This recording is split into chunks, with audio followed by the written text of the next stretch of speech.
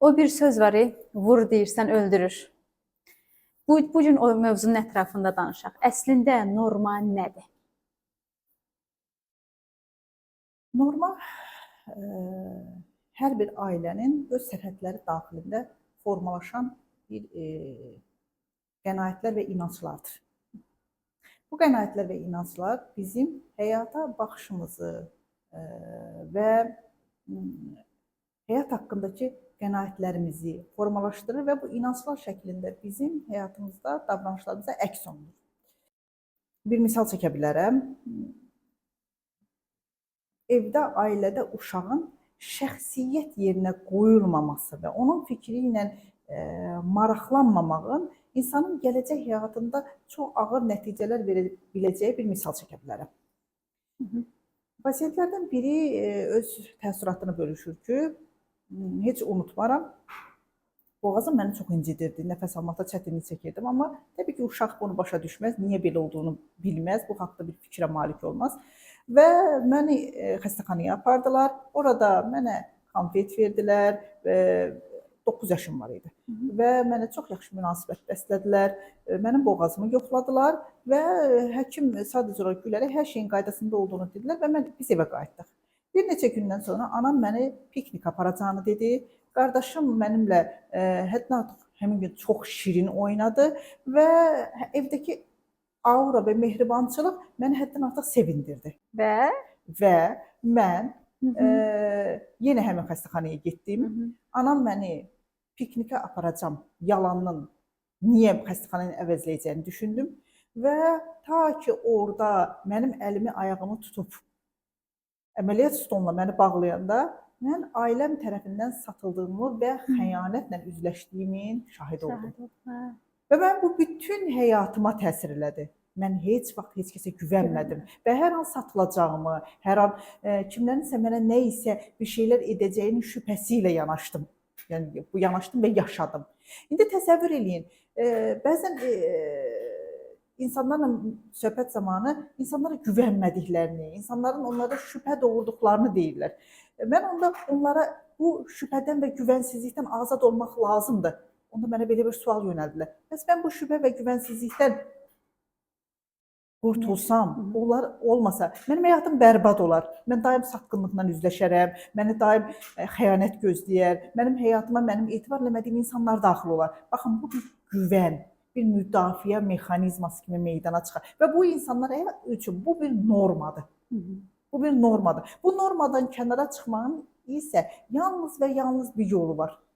Bu barədə mən artıq öz ağlımın təhlilinə güvənməliyəm. Mən artıq orada insanlara qarşı və cəmiyyətə qarşı bir həqiqət səviyyəsinə çatmalıyam. Mən insanlara güvənsəm də, güvənməsəm də, insanlar mənə qarşı hər hansı bir hərəkət edəcəklərsə, edəcəklər.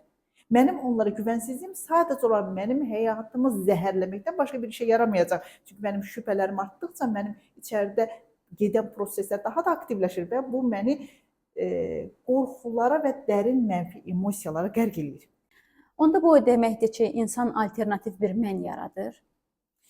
İnsan özünə alternativ bir mən yaradır. Öz qənaətləri və inancları ilə bir mən yaradır. Və bu mənə siz nə qədər desəniz ki, insanlara güvənmək lazımdır, insanlara etibar eləmək lazımdır, zorakılıq etmək olmaz, biraz astadan danış, qışqırma, mən səni eşidirəm. Bu sözlər onlara gedib çatmır. Niyə gedib çatmır? Ağlayan uşaq siz eşidir?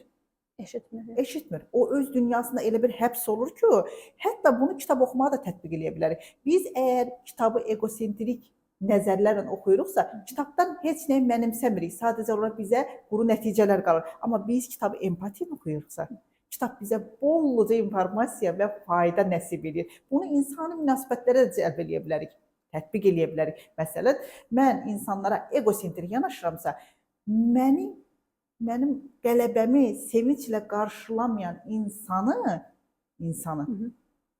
avtomatik günahkar çıxardacam. Məni sevmir, qələbəmə sevinmir. Halbuki ola bilsin şəxsin xəstəsi var evdə, ola bilsin qanı qaradır, ola bilsin sən bunu sevinclə buna içəri girib xəbər verin, o artıq bir pis xəbər almır. Və günün sonunda bu egosentrik insanlar hətta günü belə xatırlaya bilmirlər. İstəyirlər özlərini təhlil eləsinlər. Məsəl üçün biz tövsiyə edirik ki, gün ərzində özünü müsahibə və təhlilə get, özün haqqında düşüncələri var. Burada heç qətiyyən xatırlamır. Çünki nəyə görə? Bu halda emosiyaların tam bolluğundadır və egosentrik olaraq özünün tam haqlılıq atəşbaşanlığındadır və o haqlılıq atəşbaşanlığında o alternativ mən deyir ki, gördüm, mən deyən oldu. Axı həmişə belə olub. 40 yaş norması. İnsan həyatındakı normaları 40 yaşına qədər tənzimləməlidir. Belə bir fikir vermisiniz oradakı. 40 yaşından sonra artıq gecdir. Sizin bu qorxularınız artıq həyatınızda bir vərdişə çevrilir. Bu necə tənzimlənməlidir? 40 yaşa qədər insan bunun necə fərqinə varmalıdır ki, mən bunu düzəltməliyəm? Uzun bir proses gedir insan həyatında, insan psixologiyasında. Məsələn, bir dağıdıcı emosiyanın insanın həyatında psixosomatik xəstəliyə çevirməsi üçün heç olmasa bir 15-20 il lazım gəlir. Biz ola bilsin ki, ailəmizdə ağır travmalara məruz qala bilərik, travmatik mühitdə yaşaya bilərik, post travmalara məruz qala bilərik. Məsələn, 44 günlük müharibədən sonra qazilərimizin vəziyyəti buna bir misaldır. Müəyyən bir dövrdən keçdikdən sonra zaman həmişə bu məsələdə bizim əleyhimizə işləyir. Necə əleyhimizə işləyir? Biz artıq o qənaətlər və inanclarımızı xasiyyət və xarakterimizə toxuyuruq. Hər gün ona bir ilm atırıq, hər gün ona bir toxunuş eləyirik, hər gün və bu hər günlər getdikcə bizim psixamız bunu öz detalı olduğuna inanır. Bunun xaricdən gəlmiş, qəbul olunmuş, bəlkə bunu mənə inandırıblar. Elə böyük bir prosesdən keçir ki, insan və bu prosesdə yalnız və yalnız bunu özünkü olaraq qəbul etdikdən sonra bunun çıxış vermir. Bundan bu alternativ məndən çıxış vermir. Məsələn, 38 yaşında, 39 yaşında qadına və yaxud da ki, kişiyə sən əslində elə o əməliyyat stolunda hər şey itirdin. Elə o hər şey oradan başladı əslində və yaxud da ki, valideynlə və ana ilə ailə münasibətlərində həddindən artıq psixoloji insestə məruz qaldın. Sən hər zaman atanla ananın arasında oldun, hər zaman ananı müdafiə elədin, hər zaman ananın yerinə oldun, hətta atanla belə anan kimi danışdın deyərək bunu uzun-uzadı bir proseslərlə mənimsəməsini izah etmək biraz uzun bir prosesdir və bu prosesdə o hörülür. Bu alternativ mən keçir insanın öz şəxsiyyətinin yerinə və 40 yaş artıq keçiddir. Bu dini mətnlərdə də belədir ki, insan 40 yaşından böyük işlər görməlidir ki, 40 yaşından sonraki dəyişikliklər məsələsi ilə üzləşsin. Bir də bir mühüm məsələ. Bəzən mənə yazırlar ki, seanslara gəlmək çox ağırdır. Mən bundan üzləşə bilmirəm. Mənim üçün çox ağır. Mən hər dəfə gedirəm, seansdan sonra çox ağır məsələlərlə üzləşirəm. Bəzi fikirlər var ki, onları götürməyə qəbul eləmirəm. Bəli, bəzi həqiqətlər var ki, onları qəbul etmək bizim üçün çox çətindir. Niyə? Biz ona baxırıq ki, ömrümü boş yaşamışam, illərim hayf olub, mən bunu daha əvvəldən fərqindəliyim, yaşaya bilərəm. Bəzən bu peşmançılıqla üzləşməmək üçün insan o əslində ona ziyanlı olan normadan kənara çıxa bilməz. Bu normanı bir də uşaq və ailə psixologiyası çərçivəsində baxsaq, şiddət və təhqir necə sevgi dilinə çevrilir? Bayaq dediyimiz kimi ailə mühiti bizim qənaətlərimizi, inanclarımızı və dünyaya baxışımızı formalaşdırır. Bu dünyaya baxış bizim üçün pəncərə necədirsə, biz həmin pəncərədən baxacağıq və o həmin pəncərədən içəridə, yəni o evin daxilində aşağılama, təhqir, zorakılıq, şiddətli döyülmələr və bunlar bir rutin halına çevrilibsə, uşaq bunun daha doğru və düzgün olduğunun inancına qapılar. Onun üçün ünsiyyətin dili budur. Sevginin dili budur. Məsələn, biz küçədə nəqliyyat vasitələrindən yumruğunu silkələyərək qışqıran adamları görürük. Biz ilkin bir cümlədən hücuma keçən insanlar görə bilərik. Yəni cəmiyyətdə bunlar var. İctimai nəqliyyatda dərhal dava salan adamlar görə bilər. Bu dava salmalar və yaxud da ki, ilkin dialoqun başlanğıcında korlanan ünsiyyət qətiyyən onların dava istəməyindən və ya davalarından xəbər vermir. Onların ünsiyyət dili və normadır. Hətta məsələn siz dünən dərsdə dediniz ki, o fil dostunun başına bir şillə vurur. Bax o yazıcı üçün ünsiyyətin dilinin norması odur. O onu sevgi dili olaraq dəyərləndirir. Bu sevgi dili sonradan insanların hətta bəzən qadınlar deyir ki, həyat yoldaşım məni sevmir. Soruşursan niyə sevmir? Deyir ki, o sevgisini göstərsəydi, məni kifayət qədər sıxışdırardı, məni davamlı zəng edib axtarardı. Mənim üçün təzyiq altında bəli, sevgi. təzyiq altında. O məni döyərdi sözünü dilinə gətirməsə utanır. Utanır. Hətta bunun daha kritik forması var. İnsanlar zorakılığa məruz qalırlar, amma zorakılığa məruz qaldığı mühitdən kənara çıxmır. Niyə? Çünki onun üçün sevginin dili, ünsiyyətin dili odur. Döyən atanın qızı öz gedib döyən bir həyat yoldaşı tapır. Bu onun üçün norma odur. Baxın, məsələnin norması odur. Hətta zorakılığı əldə edə bilməsə belə adrenalin olan idman növlərini seçər. Adrenalin bəxş edən həyat tərzləri seçər. Maşını 200-lə sürər. İlla da gərək deyil ki, kimsə mənə zorakılıq eləsin. Və yaxud da özünə qarşı çox zalım olar. 7-24 işləyir. Dayanmadı. Çünki özünə qarşı empatiyası yoxdur. O zorakılığı o yönləndirir. Və yaxud da bayaq dediyiniz dişini çəkdirən xanım. Bax, o gedib o dişi ağrımasa da o dişi çəkdirdi. Niyə? Çünki o zorakılığı ətrafdan ala bilməsə özünə tətbiq eləyəcək. Özünə zorakılıq tətbiq edir ki, mən bu ağrını hiss eləyim və sakitləşim. Və bu zaman beta endorfin aktivləşir. Beta endorfin isə onun norma, həyat tərzidir. Hətta daha da irəli gedək. Uşaq ana bətnində həddindən artıq stresli bir anı ilə bir yerdədirsə, davamlı olaraq o beta endorfinlə qarşılaşar. Dünyaya gəldikdən sonra isə təchizatı yoxdur. Anadan ayrılıb, o ana stres yaşayıb, o stresi ona davamlı olaraq qida olaraq ötürmür. Onu qida olaraq görür. İlkin daddığı həyatla münasibət odur. Sonra o ağlayır, onu ağlamanı kəsə bilmərik. Deyir ki, uşağın neyi var, hər şey yerindədir. Bax, bu uşaq amma narahatdır, davamlı. Çünki o özü üçün təchizatçını itirdiyinə görə özü artıq təchizatçı rolundadır. Özü beta endorfini işə salır. Bəs sevginin itirilməsi qorxusu bu normanın hansı yerində özünü tapıb ki, cəmaət o qorxudan özün hansı normanın çərçivəsinə salır, belə deyək? İnsanların komfort zonları tərk etməmə səbəblərindən, əsas səbəblərindən biri o komfort zonaya alışmaqları və vərdiş eləməklərindən daha çox itirəcək daha çox şeylərin olmasıdır. Məsələn, dəyişiklik insanları niyə qorxudur? Dəyişiklik ona görə insanları qorxudur ki, o alışılmış sevgi, o alışılmış ünsiyyət tərzləri, insan üçün yenilik hər zaman ona görə yenilik statusu daşıyır ki, o yenilik onun əvvəlki həyatından tamamilə fərqlənir. O yenilik bizə tanış deyil. Məsələn, zorakılığın ünsiyyət dilinə çevrilmiş ailələrdə böyümüş uşaq sevgini həmişə şübhə ilə qarşılayır. Çünki fikirləşir ki, bu insan mənə sevgi bəxş edirsə, bunun məqsədi nədir? Bu mənə qarşı hansı sui-istifadəni eləmək istəyir, mənə qarşı hansı iddiaları var, mənə qarşı hansı istəkləri var. Bax, sevgi şübhə altına alınır. Çünki sevgi onun üçün heç vaxt ünsiyyət dili olmayıb. Və burada yenə qayıdırıq həmin komfort zonadakı zorakılıq mühitinə. O zorakılıq mühitində zorakılıq ünsiyyət dilinə çevrildikdən sonra sevginin rəngini alır. Sevginin rəngini alır. Uşaq daha çox şuluq eləyir ki, ana onu cəzalandırsın. Çünki başqa bir üsulla ananın diqqətini cəlb eləyə bilmir.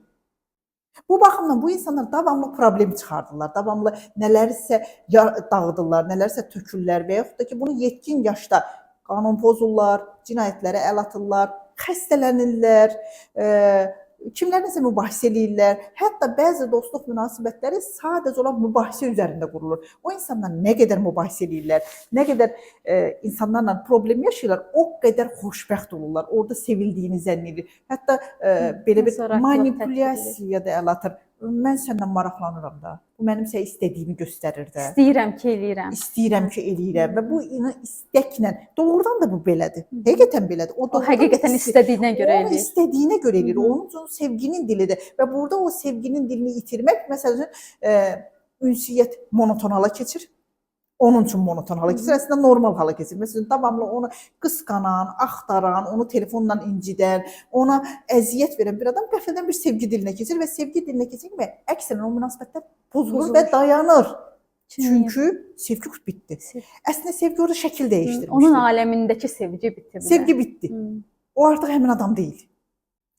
Bəs axı bu adamlarla da yaşamaq çox çətin olaraq o sevgi dili, şiddət olan insanlarla yaşamaq həqiqətən çətin olar və o insanlara da bunu izah eləmək çox çətindir ki, bu norma deyil. Necə bir işıq verə bilərik, necə bir göstəriş verə bilərik o adamlara ki, əslində sən düz yolda deyilsən. Əslində bu norma deyil. Psixologiyada narsizm anlayışı var. Narsizm anlayışının kökündə psixoanalitik olaraq çox ağır məsələlər dayanır. Özgüvənsizliklər dayanır, insanın ciddi qorxuları dayanır. İnsan nə qədər həyatda özünü reallaşdıra bilmirsə, insan həyatla dil tapa bilmirsə, reallığı özü üçün dəyişdirir. Reallığı özü üçün dəyişdirir. Reallıq insan zehnində dəyişdikdə insan reallığı öz zehninin dili ilə çözür. Məsəl üçün, narsistlərin qarşısına əsasən özünü qurban verənlər çıxır. Tamamlanırlar onlar. Bəli, onların münasibəti psixoanalitikada və psixologiyada ölümcül rəqs adlanır. Ölümcül rəqs. Bu ölümcül rəqs heç dayanmır. Fırlanır və hərəkətdədir. Narsist öz pərəstişkarını tapır. Pərəstişkar isə ona pərəstiş elədiyinə görə dəyər tapır. Heç unutmaram. 13-14 yaşım var idi. Davamlı belə aşağılama və təhqir. Ünsiyyətin dili ailədə aşağılama və təhqir idi. Hər zaman aşağılayırdı. Mən 13-14 yaşım var idi. Psixologiyada xəbərim yox, psixoanalitikadan xəbərim yox və bu narsistə baxırdım. Bu narsist qəribə bir ailədən çıxmışdı və ailəsinin kim olduğunun fərqində idi. Təbəqəni bilirdi və bu təbəqə ona dərd olmuşdu. Və bu təbəqədən amma yüksək status əldə etdiyinə görə yüksək statuslu bir ailədən bir qızla evlənmişdi. Yüksək statuslu bir ailənin qızı isə dominant atanın əlindən çıxdığına görə kifayət də fağır idi. O dominant atadan, pərəstiş elədiyi həyat yoldaşına transfer olmuşdu. Və bir gün mən uşaq sadəlövlüyü ilə, yeniyetmə sadəlövlüyü ilə anama bu sualı yönləndirdim. Niyə bu ailə davam eləyir? Bilmirəm, bu mənim həddindən artıq bu sualımın cavabını Allah cavablandırmaq istədi. Yoxsa anam da bu sualdan həddən artıq dolub daşırdı deyənə. Xanım bir gün oturmuşdu masa arxasında, belə bir sual verdi ki, niyə bu məsələdə, məsələn, o gəlir aşağıdan, sən oturmuşsan burada və aşağıdan xüsusi bir aşağılayıcı şəkildə ey filan kəs xüsusi ləqəb taxaraq səni çağırır. Halbuki sən belə bir həqiqətən xanım çox leydi idi, çox leydi bir görkəm var idi. Xanım çox qəribə bir cümlə qurdu. Küçədəkilərin bundan xəbəri yoxdur. Küçədəkilər üçün mən filan kəsin həyat yoldaşıyam. Bəs yaxşı, insanlar bu vəziyyətdən necə çıxsınlar? İnsanlar özləri üçün dəyişdirdikləri reallıqları yalnız qiymətləndirmə ilə həll edə bilərlər. Qiymətləndirmə nədir? Qiymətləndirmə insanın vəziyyəti analiz və təhlilin süzgəcindən keçirməsidir. Bu olsa bu necə baş verir? Burada artıq insandan birazca da şücaət tələb olunur. Şücaət tələb olunur ki, insan cəsarət tapır və qiymətləndirməyə gedir. Qiymətləndirməyə gedən zaman öz səhvləri ilə üzləşmək və əgər bunu itirsəm pis nə baş verər bəndləri ilə qarşılaşmaqdır. Məsələn, mən həddən artıq hipoxondriyadan əziyyət çəkirəm. Mən tez-tez xəstələnirəm, gedirəm həkimlərə, həkimlər məni yoxlayırlar. Məndə heç bir şey ortalığa çıxmır, amma mən yenə də bu hissin içərisində yuvarlanıram. Yaxşı, mən bunu itirsəm pis nə baş verər? Mən artıq o bəndləri yazıram və o bəndlərlə hərəkət eləyirəm. Digər bir məsələ isə dözürəm, uşaqlarıma görə dözürəm və yaxud da filan məsələlərə görə dözürəmin altında bir seçilmişlik hissi də yatır. Seçilmişlik hissi nədir? İnsanlar özlərinə süni bir seçilmişlik hissi yaradarlar. Əslində insan doğrudan da seçilib. Allahın yer kürəsində xəlifəsidir, seçilmişliyi var. Amma insan buna süni yaratdıqda hətta iddia eləyə bilər ki, mən görücüyəm, mən insanların hisslərini oxuyuram. Və bu insanlar arasında ciddi belə bir şeylər var. 6-cı hissim yüksəkdir. Mən insanları oxuyuram, insanların ürəyindən xəbərim var. Filan hadisəni təxmin elədim. Bu insanların həmin seçilmişlik hissindən qaynaqlanır. İnsan əzabdadır.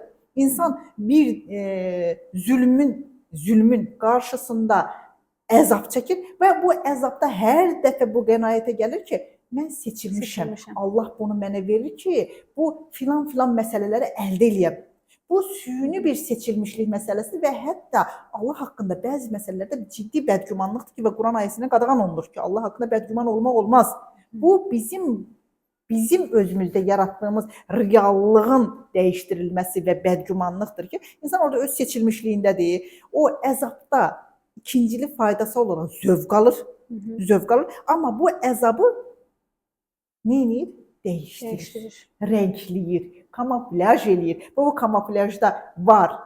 Bayırdakılar bilmirlər. Mən burada nə əzab çəkirəm, orada başqadır ki, orada mən daha seçilmiş və daha, yenə də baxın fikir verin, insan yenə də orada seçilmişliyə gedir, xüsusiliyə gedir. Yəni insanın ən başlıca dərdlərindən, hədəflərindən biri xüsusiləşməkdir.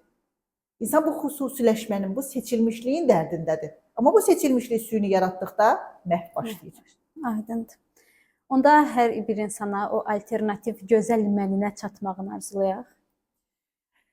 Alternativ mənə yox, əsl məninə çatmağı arzulayaq. Çünki alternativ mənlər həmişə bizim üçün bir ehtiyat, xilas edici kəmər kimidir. Yəni burada ev yoxdur. Bu alınmasa yenə qaçıb gedərəm öz komfort zonuma. Sağ olun.